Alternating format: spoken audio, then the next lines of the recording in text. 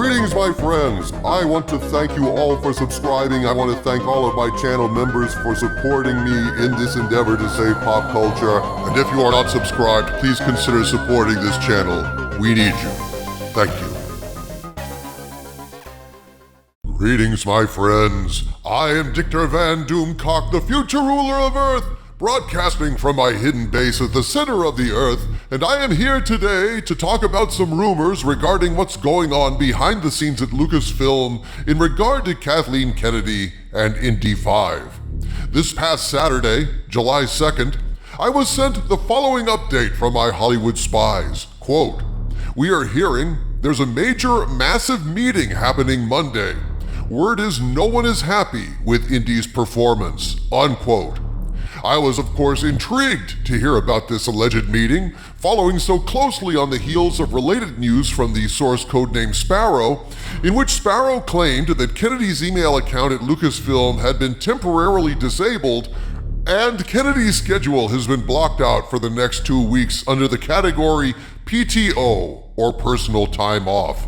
Apparently, there are 5 Disney executives swooping into the Lucasfilm offices like the hovering bald guys in Dark City, investigating something inside Lucasfilm that appears by their demeanor to be quite serious.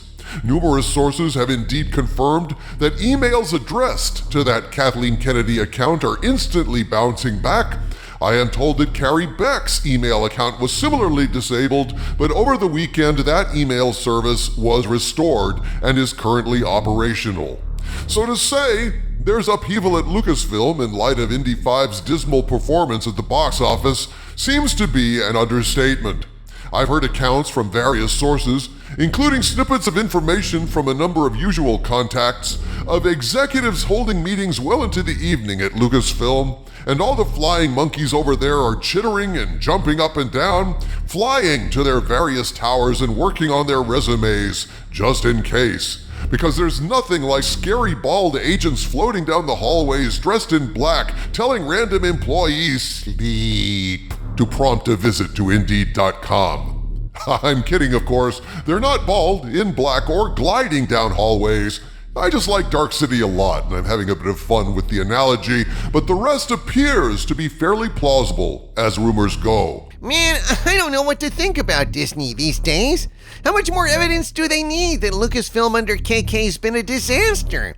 She split the fan base and killed the cash cow merchandising with her Star Wars sequel trilogy? The Willow show was so bad it's been deep-sixed for a tax write-off, never to be seen again? And now Indiana Jones 5 tarnished the franchise even more than Kingdom of the Crystal Skull. What is there to debate? From what I've heard, Harvey Cthulhu, and again, these are rumors, folks, please keep that in mind, Alan Bergman is heading up a faction that blames Kennedy for the debacle, making the obvious case, I imagine, along the lines of what Harvey just said. And then allegedly Dana Walden is defending KK, saying it's the fault of the marketing department, that they didn't do a good job. That argument strikes me as a bit crazy, folks, because I've seen Indy 5, and trust me, no marketing campaign would have made a whole lot of difference. Sure, you might have had a bigger opening weekend if you could have fooled enough people into thinking that this is a good movie. It might have improved initial box office to leak the opening of the movie, you know, that first flashback sequence, or part of it at least, rather than that tepid tuk-tuk chase. And I'm sure debuting it at Cannes Film Festival 6 weeks early and not having any kind of embargo on the bad reviews damaged it severely. But no matter what they did, folks, it's a bad movie and a terrible send-off for Indiana Jones. So in the end, bad word of mouth and the looming threat of Mission Impossible 5 would have put Indy 5 more or less where it is now, on the skids. Regardless, I've received a lot of patchwork, shorter messages about this alleged meeting, what was supposedly said, and so on, including one highly detailed account from a walk-in source who relays the rumors moving through the Lucasfilm grapevine like Ebola on steroids. I'm going to share all of this with you, but at this point, I must state that the information I'm about to present to you is information provided to me by sources claiming knowledge of the situation inside Disney and/or Lucasfilm, but since I cannot personally verify any of this, I'm presenting it as unverified rumor, and I ask you to please take it with a grain of salt. So, what have I heard? On July 4th, I received the following message from my Hollywood spies, quote, "As we understand it, this meeting was a blame game and KK was in the hot seat, but we're being told her main excuse was, and I quote, YouTubers that leaked the whole movie, it's their fault, unquote. We are told she didn't use any names and our source said they didn't have any idea what will happen, but they think someone will get fired over this, unquote." I think that's rather a non-controversial statement to make, Doomcock, given how many high-ranking executives have been terminated over the last 6 weeks or so. Not to mention the 7,000 employees being cut as part of the cost-cutting measures. I hear some very serious firings happened over at ESPN, so yes, a period of upheaval in the Magic Kingdom is evident. It certainly seems that way, O Skull of Calderon. So now let's get to the meat on this bone. This came from a walk-in source who claims to be sharing a very detailed rumor about the Monday meeting that's currently circulating in the halls of Lucasfilm. As always, we must take walk-in sources with a teaspoonful of salt since they're not vetted, and the source does concede that this rumor is likely being distorted in the grand game of telephone style. And I present it to you here and now with that caveat. The source says, quote, "I'm actually afraid to send you this, and I'm not even sure if you will receive this message.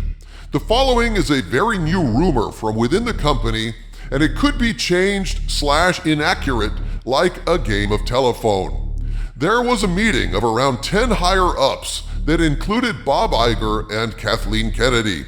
The whole point of the meeting was to grill KK. However, what just happened is absolutely crazy, and it shows how much of a masterful shapeshifter Kathleen Kennedy is.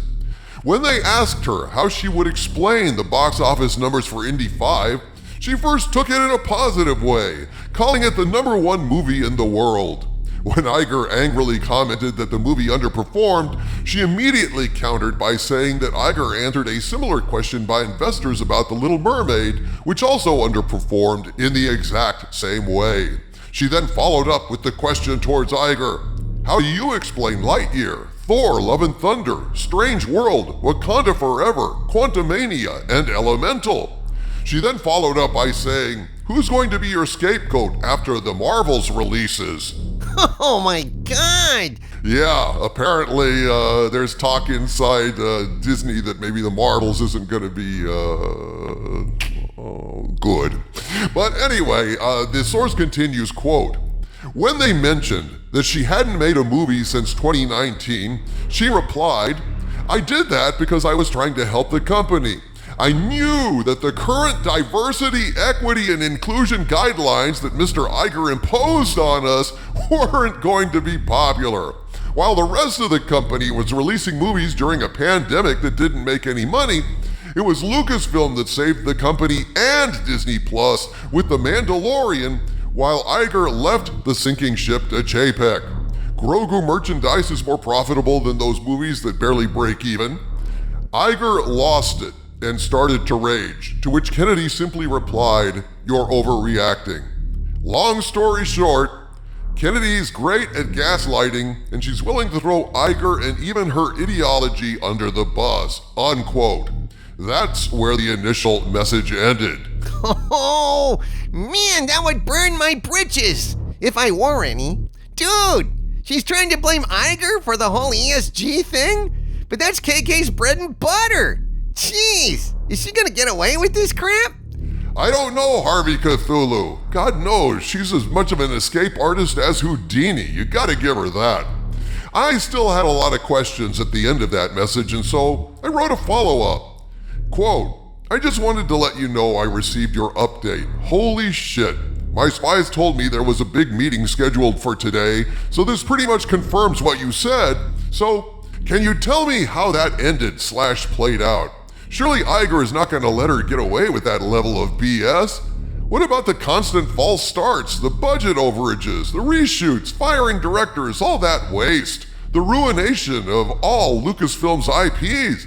Surely Iger won't be stopped in his tracks by that bullshit.